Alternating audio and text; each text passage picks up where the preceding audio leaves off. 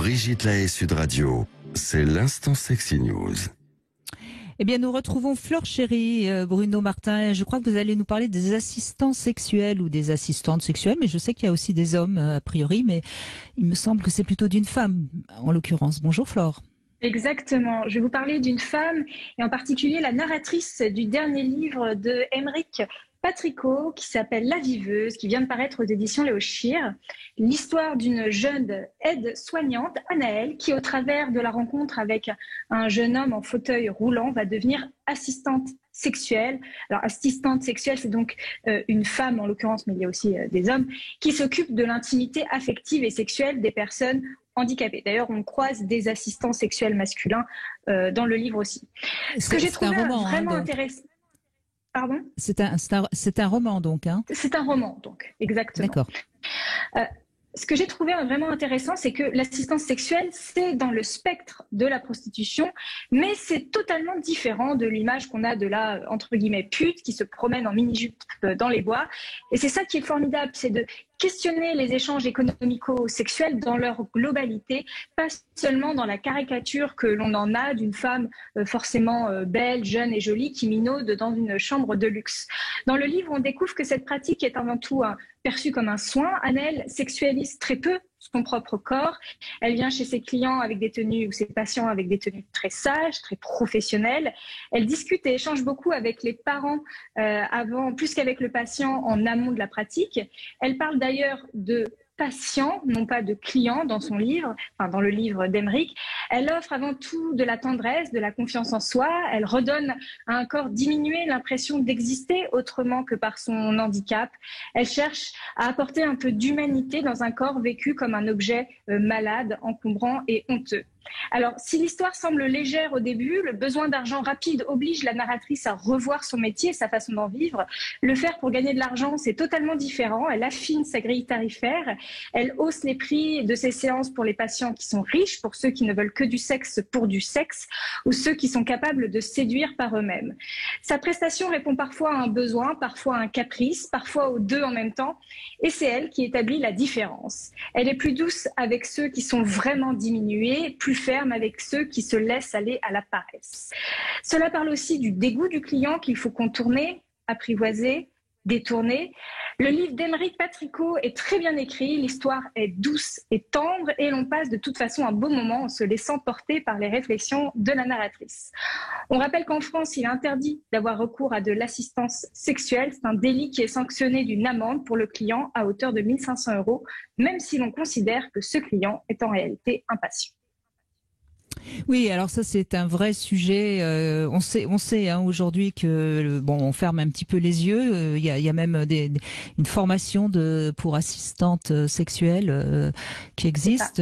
Ça montre bien encore une fois que la question de la prostitution, c'est une vraie question de bien-être et de sexualité qu'il faudrait pouvoir aborder.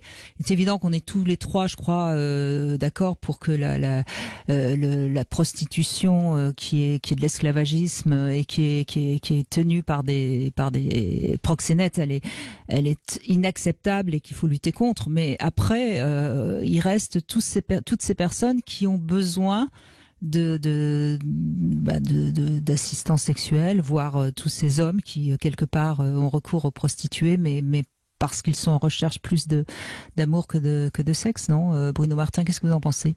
Ah oui, c'est vraiment un débat à remettre un petit peu au goût du jour, sans hypocrisie. Le problème, il est là. C'est souvent, on traite ça d'une manière politique, alors qu'il faudrait juste l'envisager sous un angle humain.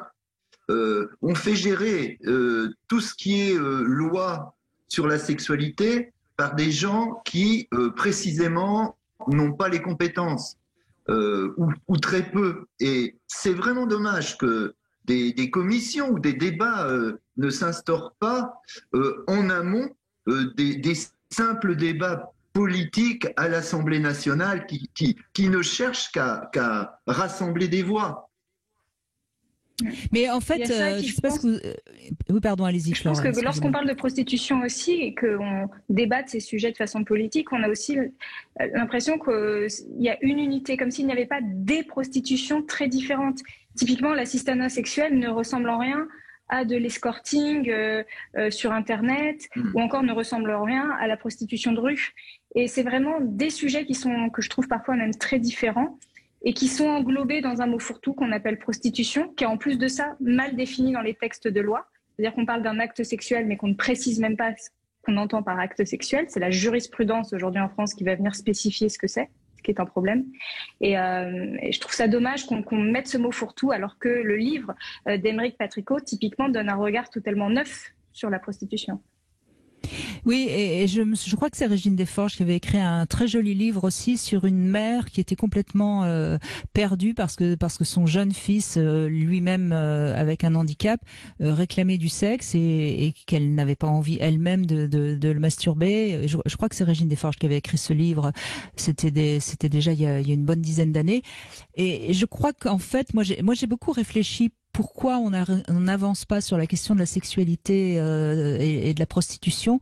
Et en fait, je crois qu'on en est toujours à avancer sur des questions des enfants, puisqu'on a avancé sur la PMA, on a avancé sur même sur la GPA, puisque pour l'instant elle est toujours interdite en France. Donc tout ce qui concerne la procréation et la sexualité, on avance, pas forcément toujours comme j'aimerais, mais en tout cas on avance. Il y a des lois bioéthiques qui viennent de sortir là sur la conservation de gamètes, donc vous avez raison. Ouais. Exactement, donc on avance bien, il n'y a pas de problème, ça on peut en débattre, mais dès qu'on parle de sexualité plaisir, eh ben là c'est pas possible de débattre. C'est quand même étonnant, ça veut bien dire qu'on n'avance absolument pas sur les questions de sexualité. Qu'est-ce que vous en pensez tous les deux? Moi j'insiste beaucoup sur le fait que ces débats sont hautement liés au monde politique et qu'ils devraient d'abord être débattus par des spécialistes ou des experts de tout poil, voire des philosophes, et au-delà d'un traitement brutal et, comme disait Flore, où on met tout dans le même sac. La prostitution, c'est aussi bien l'assistance aux patients que la fille qui est dans son petit camion bois de Vincennes. C'est n'importe quoi. Mais on ne fait ça qu'en calculant le nombre de voix que telle ou telle prise de position va porter. Et ça, c'est catastrophique. Catastrophique. Ouais, je suis tout à fait d'accord avec Bruno Martin. Et je pense que c'est aussi parce que la politique, de plus en plus, s'adresse... Enfin, peut-être que les jeunes se désintéressent de la politique, et comme elle s'adresse à un électorat qui est assez vieillissant quelque part, parce que ceux qui vont vraiment voter ont 40, 50, 60 ans, qui s'y intéressent sont plus âgés, ces débats-là ne sont pas abordés. Alors que la jeunesse est très sensibilisée aux questions de l'intime, sauf que comme elle se désintéresse peut-être pour une partie de la politique, qui a un fort taux d'abstention, en tout cas chez les jeunes, et ben ces sujets-là n'apparaissent pas encore sur les débats politiques. Je pense qu'il y a un peu de ça aussi. Moi, j'ai une suggestion, Brigitte. Organisez les débats. Organisez les débats. Jusqu'à présent, j'ai réussi à rester en dehors de la politique. C'est pas maintenant que je vais vendre mon âme. Je parle pas de politique. Quand on parlait des débats, c'est des débats de fond sur cette question, sur ces questions-là. Mais on en parle pendant. Ouais. Non, mais on en parle pendant 2 heures tous les jours sur Sud Radio. Ça, je peux vous assurer. Et je ne mâche pas mes mots et je donne toujours la parole, même à des personnes qui ne sont pas de mon avis. Flore Chéri en sait quelque chose. Alors, Flore Chéri, ça nous arrive des fois de ne pas être d'accord. Et c'est très bien d'ailleurs parce que c'est comme ça qu'on avance aussi, je trouve. Alors, Flore Chéri, votre roman, je peux le conseiller si vous avez envie que le pouvoir soit tenu par les femmes. Ça s'appelle Matriarchie. C'est un roman également et c'est aux éditions de La Musardine. Merci beaucoup, Flore. Merci.